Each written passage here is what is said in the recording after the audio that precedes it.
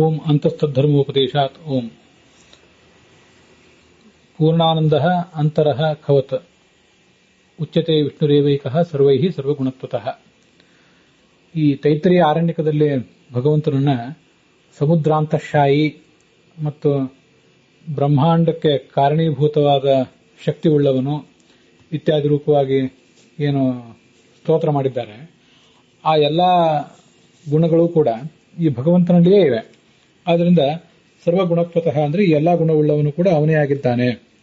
ಆದ್ದರಿಂದ ಆ ತೈತರಿಯ ಆರಣ್ಯಕದ ಆ ಭಾಗದಲ್ಲಿ ತೋರಿಸಿರುವಂತಹ ಲಿಂಗಗಳು, ಭಗವಂತನನ್ನು ಪ್ರತಿಪಾದನೆ ಮಾಡುವಂತಹ ಲಕ್ಷಣಗಳು ಮತ್ತೆ ಭಗವಂತನಿಗೆ ಸರ್ವೋತ್ತಮತ್ವವನ್ನು ಸ್ಥಾಪನೆ ಮಾಡುವಂತಹ ಹೇತುಗಳು, ಇವ್ಯಾವು ಕೂಡ ಇಂದ್ರಾದಿಗಳಲ್ಲಿ ಕೂಡುವುದೇ ಇಲ್ಲ, ಅವು ನಿರವಕಾಶ ಆಗಿವೆ ಅಂತ ಈ ಹಿಂದೆ ಹೇಳಿದರು.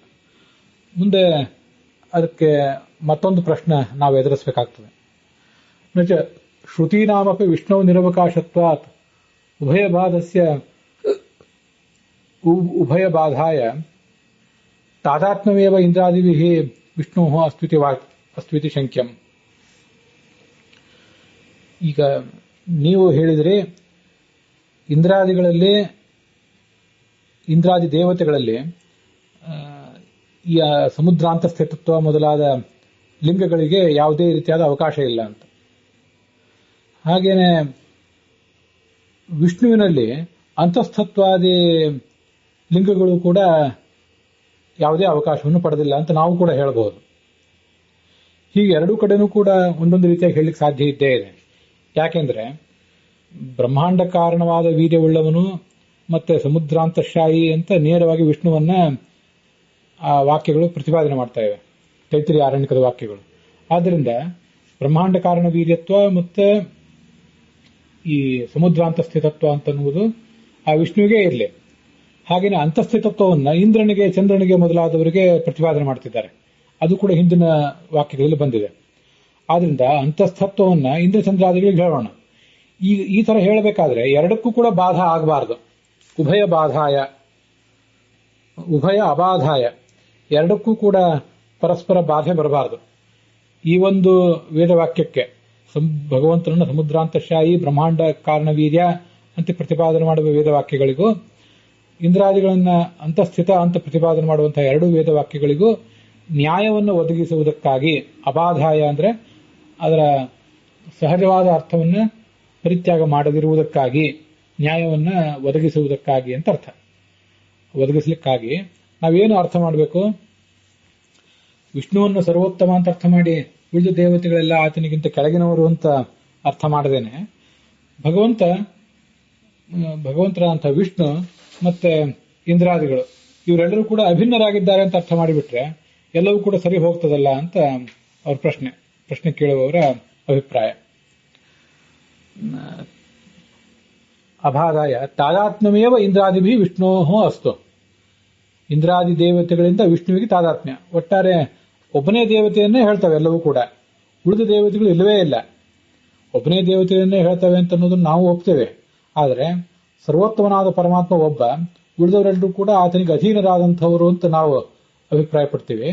ಆದರೆ ಅವ್ರು ಹೇಳೋ ಪ್ರಯತ್ನ ಪಡ್ತಿದ್ದಾರೆ, ಯಾವ ದೇವತೆಗಳು ಬೇರೆ ಇಂದ್ರಚಂದ್ರಾದಿಗಳು ಇಲ್ಲವೇ ಇಲ್ಲ, ಇರುವವನು ಒಬ್ಬನೇ, ಅವನಿಗೆ ಇಂದ್ರ, ಚಂದ್ರ ಮತ್ತೆ ವಿಷ್ಣು, ಶಂಕರ, ರುದ್ರ ಇತ್ಯಾದಿ, ಬ್ರಹ್ಮ ಇತ್ಯಾದಿ ಎಲ್ಲ ಹೆಸರುಗಳು ಕೂಡ. ಬೇರೆ ದೇವತೆಗಳು ಇದ್ರೆ ಅಲ್ಲಿ ಯಾರು ಕನಿಷ್ಠರು ಯಾರು ಗರಿಷ್ಠರು ಅಂತ ಪ್ರಶ್ನೆ ಬರ್ತಿತ್ತು. ಆದ್ರಿಂದ ಒಬ್ಬನೇ ದೇವತೆಗೇನೆ ಈ ಎಲ್ಲಾ ಶಬ್ದ ವಾಚ್ಯತ್ವ ಇಲ್ಲಿ. ಅವನನ್ನೇ ಇಂದ್ರಚಂದ್ರಾದಿ ಅಭಿನ್ನನಾದವನು ವಿಷ್ಣು ಅಂತ ಹೀಗೆ ಹೇಳಿಬಿಡೋಣ. ಹೀಗೆ ಮಾಡಿಬಿಟ್ರೆ ಎರಡೂ ರೀತಿಯಾದ ವೇದವಾಕ್ಯಗಳಿಗೂ, ಅಂತಸ್ಥತ್ವಾದಿಗಳನ್ನು ಹೇಳುವಂತಹ ವೇದವಾಕ್ಯಗಳಿಗೂ ಹಾಗೇನೆ ಸಮುದ್ರಾಂತ ಸ್ಥಿತತ್ವ ಮೊದಲಾದ ಗುಣಗಳನ್ನು ಹೇಳುವಂತಹ ವೇದವಾಕ್ಯಗಳಿಗೂ ನ್ಯಾಯ ಒದಗಿಸಿದಂತಾಗ್ತದೆ. ಎರಡಕ್ಕೂ ಬಾಧ ಬರಲಿಲ್ಲ, ಇದರಿಂದ ಅದಕ್ಕೆ ತೊಂದರೆ ಇಲ್ಲ, ಅದರಿಂದ ಇದಕ್ಕೆ ತೊಂದರೆ ಇಲ್ಲ ಅಂತ ಒಂದು ಪ್ರಶ್ನೆ. ನಚ ಶಂಕ್ಯಂ, ಈ ರೀತಿಯಾಗಿ ಪ್ರಶ್ನೆ ಮಾಡಬಾರದು. ಯಾಕೆಂದ್ರೆ ಸರ್ವಗುಣತ್ವತಃ ಅಂತನ್ನುವುದೇ ಈ ಪ್ರಶ್ನೆಕ್ಕೂ ಕೂಡ ಉತ್ತರ. ಇಂದ್ರಾದಿ ದೇವತೆಗಳೆಲ್ಲರೂ ಕೂಡ ವಿಷ್ಣುವಿಗೆ ಗುಣಭೂತರು, ಅಪ್ರಧಾನರಾಗಿದ್ದಾರೆ. ಹಿಂದೆನೂ ಕೂಡ ಗುಣ ಅಂದ್ರೆ ಅಪ್ರಧಾನ ಅಂತ ಅರ್ಥ ಮಾಡಿದ್ವಿ. ಅಲ್ಲಿ ಈ ವಿಜ್ಞಾನ ಮತ್ತೆ ಅನ್ನಮಯ ಪ್ರಾಣಮಯ ಮೊದಲಾದ ಶಬ್ದಗಳು ಆನಂದಮಯ ಎಂಬ ಶಬ್ದಕ್ಕೆ ಗುಣಭೂತ ಅಂತ ಅರ್ಥ ಮಾಡಿದ್ವಿ ಈ ಹಿಂದೆ. ಇಲ್ಲಿ ಅರ್ಥ ಮಾಡ್ತಿರುವಂತೆ ಪರಮಾತ್ಮನಿಗೆ ಉಳಿದವರು ಗುಣಭೂತರು, ಅವನು ಪ್ರಧಾನನಾದನು ಅಂತ ಈಗ ನಾವು ಅರ್ಥ ಮಾಡ್ಕೋತಿದ್ದೀವಿ. ಆದ್ರಿಂದ ಅವರೆಲ್ಲರೂ ಕೂಡ ಪರಮಾತ್ಮನಿಗೆ ಅಪ್ರಧಾನರು ಅಧೀನರು ಆಗಿರುವುದರಿಂದ ಅವರನ್ನ ಆ ವಿಷ್ಣುವಿನಿಗಿಂತ ಕೆಳಗಿನವರಾದಂತಹ ಅವರನ್ನ ಆ ವಿಷ್ಣುವಿನಿಂದ ಅಭಿನ್ನರು ಅಂತ ಪ್ರತಿಪಾದನೆ ಮಾಡಬಾರದು. ಇದನ್ನೇ ಸರ್ವಗುಣತ್ವತಃ ಎಂಬ ಶಬ್ದ ವರ್ಣನೆ ಮಾಡಿದೆ.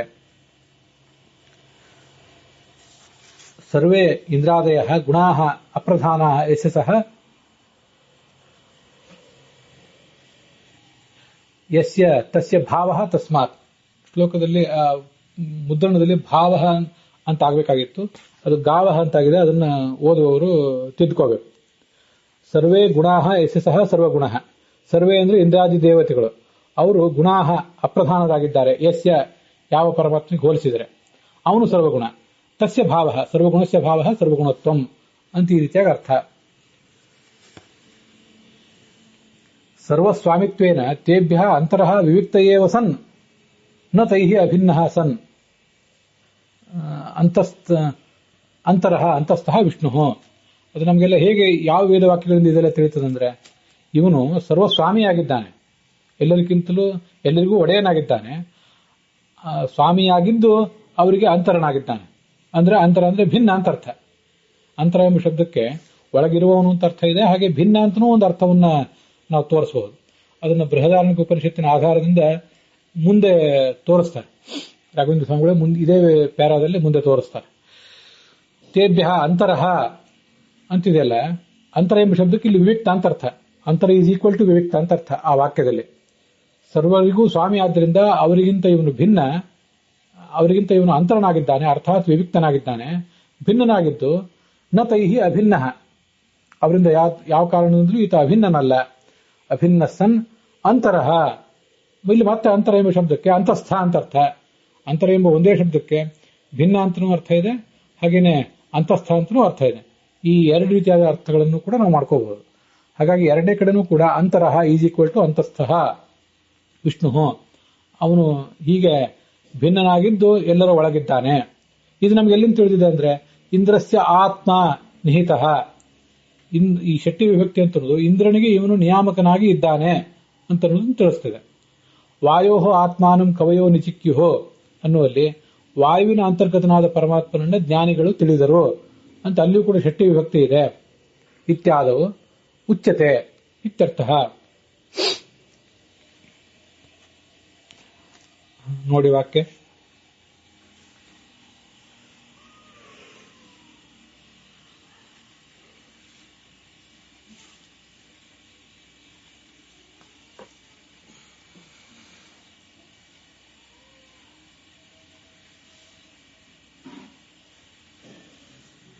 ಒಬ್ಬನೇ ಇರುವ ದೇವತೆ ಒಬ್ಬನೇ. ಮುಸಲ್ಮಾನರು ಕ್ರೈಸ್ತರು ಹೇಳುವ ಪ್ರಯತ್ನ ಪಡ್ತಾರಲ್ಲ ಆ ತರ. ಬೇರೆ ದೇವತೆಗಳು ಇಲ್ಲವೇ ಇಲ್ಲ ಅಂತ.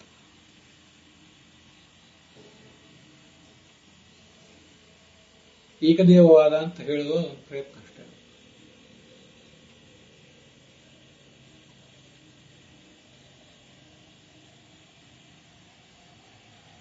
ಸರಿ ಆಯ್ತಾ? ಆಯ್ತು.